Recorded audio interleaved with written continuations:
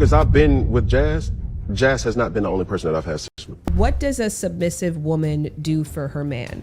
Everything. What does that mean? You know, like packing his bag, unpacking his bag. Damn! Stop treating people like the hell.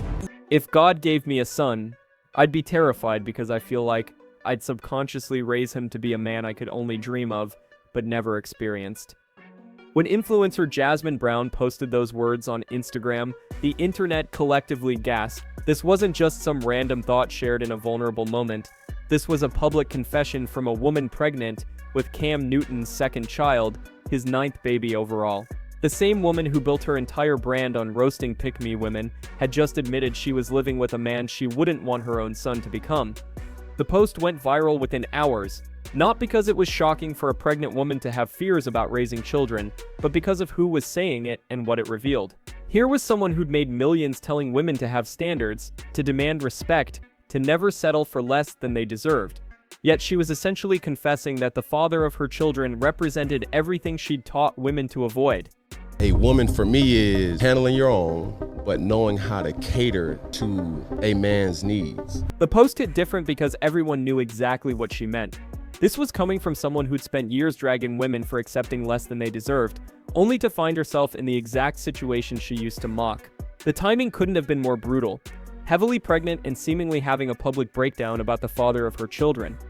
For longtime followers, reading those words felt like watching their former hero publicly admit defeat. The woman who used to say things like "don't get played" was now essentially confessing she'd been played harder than anyone. But this Instagram moment was just the tip of an iceberg that's been building for years. And to understand how we got here, you have to look at the systematic way Cam Newton has operated in relationships. What made it even more devastating was the fact that Jazz had literally warned women about men exactly like Cam. She used to tell her followers that if a man had multiple baby mamas and no wives, that was a red flag bigger than a football field. She'd break down the psychology behind men who collected women and children, but avoided commitment, explaining how they used the promise of maybe someday to keep women trapped in situationships. Yet here she was, becoming baby mama number 3 to a man who'd already proven his pattern twice over. The irony wasn't lost on anyone who'd followed her content. She'd created entire video series about recognizing these types of men, teaching women to spot the signs early and run. Now she was living proof that even the teachers can become students in the worst way possible. Jazz's confession wasn't happening in a vacuum either.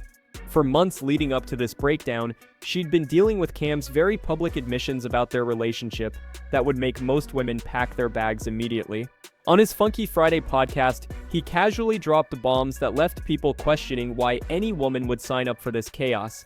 He openly admitted to sleeping with other women while being with Jazz, saying it like he was discussing what he had for breakfast. The man literally sat there and explained that marriage wasn't his goal while sitting next to the mother of his child, calmly explaining that his fear of divorce outweighed his desire to commit. What made these admissions even more disturbing was the casual way he delivered them. There was no shame, no attempt to soften the blow, no acknowledgement of how hurtful this might be to hear. He spoke about infidelity like it was a business arrangement, like Jazz should just understand and accept this as part of the package. The audacity of publicly humiliating the mother of your children while she sits right there was breathtaking to witness. But here's where it gets really twisted. And this is where you start questioning if some people have a psychological need for chaos. When Cam made those shocking confessions about being unfaithful, Jazz's response was almost more disturbing than his admission. Instead of outrage or hurt, she posted on social media with an almost scary calmness, saying there were no secrets or surprises. She claimed she knew exactly who and what her man was, like accepting infidelity was some badge of honor. The internet was stunned watching a woman publicly normalize being cheated on, especially someone who used to preach self-respect. Her response read like someone who'd been so broken down that she was grateful just to know the truth instead of being lied to. Comments flooded in with people saying things like, "This is what trauma bonding looks like," and "She's trying to convince herself this is normal." The saddest part was seeing someone who used to have such strong boundaries publicly celebrating having none. But what really got people talking was the way she framed her acceptance. Jazz didn't just say she was okay with it, she acted like this level of transparency made their relationship superior to others. She suggested that most women were living in denial about their men's behavior, while she was enlightened enough to accept reality. This twisted logic became a recurring theme in how she justified staying in a situation that violated every principle she used to preach. This acceptance becomes even more chilling when you look at Cam's history with women and realize Jazz had a front row seat to watch how his last relationship imploded. His relationship with Kia Proctor was a masterclass in red flags that Jazz apparently studied and decided to replicate. Cam and Kia were together for years, had 4 children, built what looked like a family unit from the outside, but he never put a ring on it. When they finally split, instead of quietly co-parenting like mature adults, Cam did something so petty it became legendary in the worst way possible. Let that sink in for a moment. This man took the mother of his 4 children to court over a car he willingly gave her, claiming she was supposed to return it when they broke up. The lawsuit revealed just how calculated and vindictive he could be when women didn't play by his rules. Sources close to the situation called it exactly what it was, a power play designed to intimidate Kia into accepting whatever version of normal he wanted to impose. The case dragged on for months, creating a public spectacle that showed the world exactly what happened when you crossed Cam Newton. Legal experts called the lawsuit frivolous, pointing out that gifts typically become the property of the recipient. But this wasn't really about the car, it was about control, about showing Kia and any future women what would happen if they didn't comply with his demands. The message was clear: leave me, and I'll make your life as difficult as possible. The man who preaches about being a family man was literally trying to repo a gift from his children's mother. The contradiction was staggering, but it perfectly illustrated Cam's approach to relationships: love me on my terms, or face the consequences. But the most devastating part of this whole saga is watching what happened to Jasmin Brown herself, because this transformation didn't happen overnight. It was a slow, public dismantling of everything she once stood for. For years, she was the anti-pick-me queen, the woman who built her entire platform roasting women who bent over backwards for men who didn't deserve it. Her content was fire. She'd tear apart women who cooked, cleaned, paid bills, and played therapist while their men gave them scraps in return. She was the voice for women fed up with carrying all the weight in relationships while men did the bare minimum. Jazz used to make videos breaking down the psychology of pick-me behavior, explaining how these women thought they were different, thought their love could change a man, thought their submission would finally make him commit. She'd say things like, "You're not making his life easier, you're making yourself smaller," and if he wanted to wife you, he would have already done it. Her followers trusted her because she seemed to have it figured out, like she'd never fall for the same traps she was exposing. The content she created was often brutal but necessary. She'd take real situations from her DMs and break them down, showing women how they were being manipulated without even realizing it. Her catchphrases became mantras for women trying to level up: stop auditioning for a role that's not available. And you're not the exception, you're the example.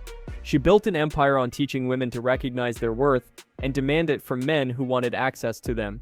What made her content so powerful was that she seemed immune to the nonsense she was calling out. She appeared confident, self-assured, and unwilling to compromise her standards for any man. Her followers looked up to her as someone who'd figured out the game and was teaching others how to win it. Jazz used to say things like, "If you're making a man's life easier by doing everything while he gives you nothing, he'll never do more because you've already shown him he doesn't have to." Then Cam Newton happened, and it was like watching someone get possessed by everything they used to fight against. The transformation was gradual, but unmistakable. First, she started defending him when people criticized his relationship views. Then she began making excuses for his behavior, explaining why his situation was different from other men. Finally, she was on podcasts bragging about being his servant, talking about it like she discovered some profound truth about love. It is my joy. You know, I love to see him eating the meal that I cooked. I love seeing him sleep easy. Like every night, like clockwork, I scratch this man's back to sleep. My love is my superpower. And I used to hate that about myself. But now it's like, I'm just embracing it. Like, that's who I am. Like, if I love you, I can heal you. She talked about knowing his every need before he asked, packing and unpacking his bags like a personal assistant, and literally scratching his back every night until he fell asleep. She said she found joy in being his rest, in serving him unconditionally. The woman who used to roast others for doing exactly this was now describing it as her superpower. She'd say things like, "That's just who I am when I love someone," as if toxic behavior became healthy when you called it love. The interviews she gave during this period were painful to watch. She described scenarios that sounded like textbook examples of the pick-me behavior she used to criticize, but framed them as beautiful expressions of love. When people pointed out the contradiction, she'd get defensive and claim that real love required sacrifice and service. The woman who used to say if he loves you, he won't require you to diminish yourself was now arguing the complete opposite. What made it even more tragic was watching her try to recruit other women to this way of thinking. She started making content about how modern women had lost the art of nurturing their men, how feminism had made women too independent to experience true love. The same platform she'd used to empower women was now being used to shame them for having boundaries. The internet's reaction was swift and brutal because people don't forget when you preach one thing and live the complete opposite.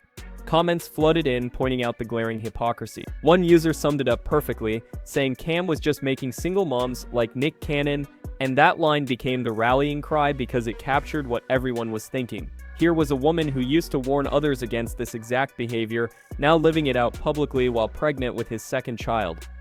His philosophy on relationships is actually quite simple when you break it down. He wants all the benefits of having a wife without any of the legal obligations that come with marriage. He wants women to serve him, support him, bear his children, and accept his infidelity, but he refuses to offer them the security and commitment that traditionally comes with that level of dedication. It's a raw deal disguised as traditional family values. Yet somehow, he still manages to convince strong, intelligent women to completely flip their values for him. The pattern is always the same. He finds women with strong boundaries and systematically breaks them down until they're grateful for scraps of attention. The psychology behind this is fascinating and disturbing. Cam gets these strong, independent women to transform into exactly what they used to criticize. Jazz went from dragging pick-me women to becoming the ultimate example of one. She's now living the same mistake she used to warn her followers against, and the internet hasn't let her forget it. The betrayal felt personal to her audience because they trusted her message about self-respect and boundaries. Recent signs suggest Jazz might be waking up to her reality, but the damage might already be irreversible. Her emotional Instagram posts read like desperate cries for help, wrapped up as captions. The woman who used to mock damsels in distress was now publicly displaying her own breakdown in real time. Each post seemed to reveal more cracks in the facade, more hints that the perfect submission act was falling apart behind the scenes. The psychological manipulation aspect of this situation can't be ignored either. Cam has a documented pattern of getting strong women to abandon their principles for him. He creates an environment where women compete to be the most understanding, the most accepting, the most willing to accommodate his chaos.